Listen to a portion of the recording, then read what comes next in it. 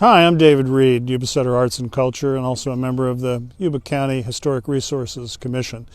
We're here today to give you a quick preview of what you can look forward to visiting at the Arboga Assembly Center, Memorial Site, and Interpretive Center. We've been working on this project this last year, and it's actually been in the works for over 10 years.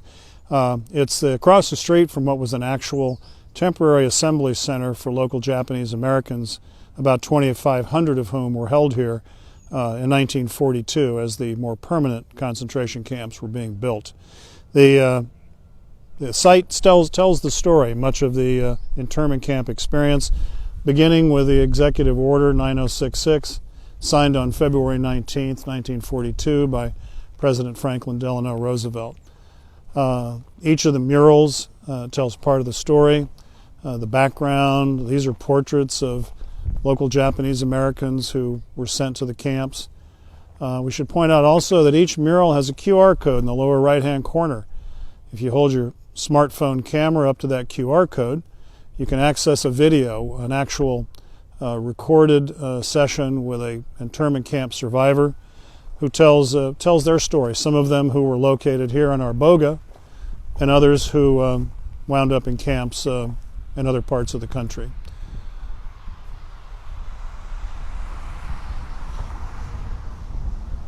Mr. Kashiwagi created a newsletter for the few months he was here called Arboga Days, and went on to have a great career as a writer.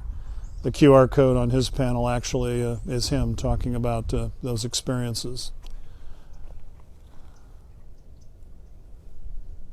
These metal silhouettes in the center of the Memorial Park were created by Dan Turner in the welding department at Yuba College. They're symbolic of the types of barracks-style housing that the Japanese Americans had to endure, both here at the Temporary Assembly Center and other temporary centers around the country, but also at the more permanent internment camps, far from luxurious living.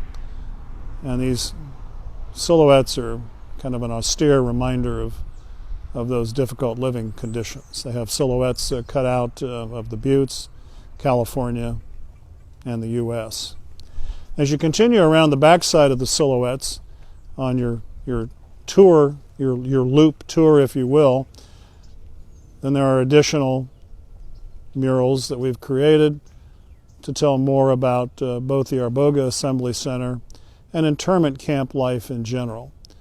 Again, very austere conditions, and of course the children that came to the camps, children that were born in the camps, were another big part of the story. And finally,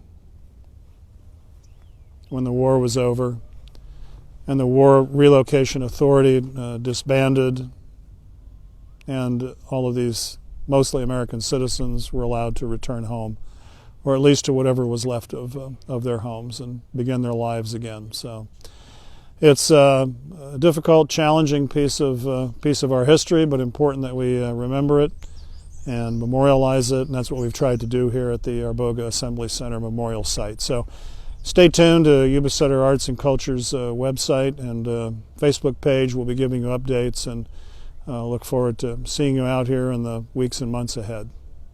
Thanks for listening.